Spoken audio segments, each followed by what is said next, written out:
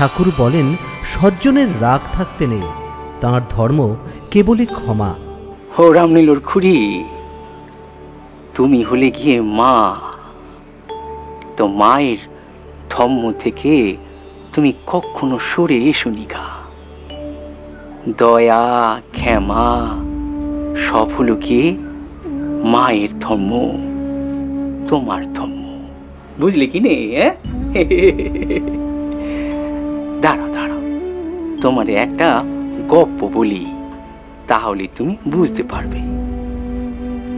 এক দিঘির ধারে একজনা সন্ন্যাসী ধ্যান করছিল, আর ওই সময় দিঘির জলে ভাসতে ভাসতে এক বিছে ওই পাড়ে উঠবার জন্য ছটফট করতে লাগছিল। যতবারই সে পাড়ে উঠতে চায় ততবারই সে পেছল খেয়ে পড়ে যায়। ওই সাধুটি ধ্যানের মধ্যে সব কিছু বুঝতে পারছিল। তারপর সে ধ্যান ভেঙে ওই বিছেটিরে হাত দিয়ে পাড়ে তুলে দিলে, আর তোলবা মাত্রই তৎক্ষণাৎ ওই বিছেটি তার হাতে দংশন করলে, আর সাধু ওই বিষ জ্বালায় জ্বলতে লাগলো।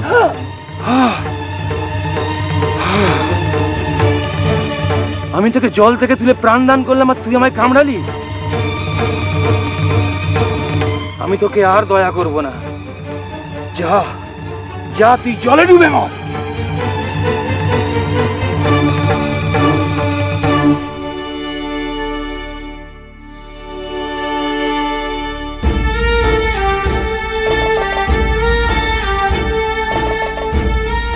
সাধুটির ধ্যান কিন্তু হলো নি, কারণ ওই বিছেটি যে জলের মধ্যে হাবুডুবু খাচ্ছে।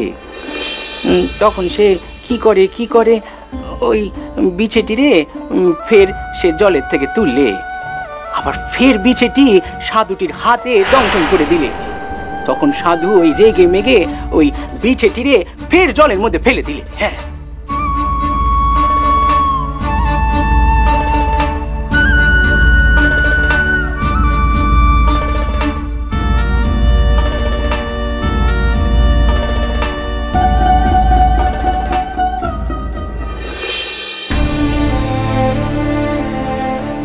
আমি কি করলাম? ওটা তো বিছে, দংশক, দংশনীয় ধর্ম। ও তো নিজের ধর্ম পালন করেছে, কিন্তু আমি তো ধর্মচ্যুত হচ্ছি বারবার।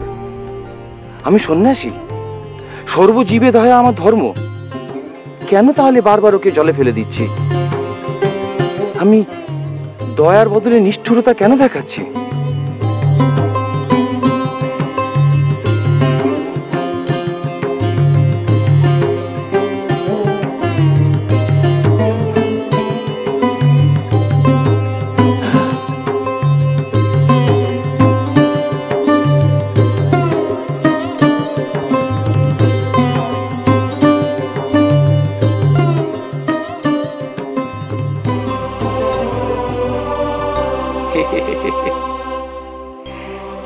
একটা লম্বা আখেরে তুমি যত টুকরোই করো না কেন, তার সব টুকরোই ওই মধুর মতো মিষ্ট। সজ্জনের যে রাগ থাকতে নাই গা, রাগ থাকতে নাই, তার ধর্ম কেবল ক্ষমা।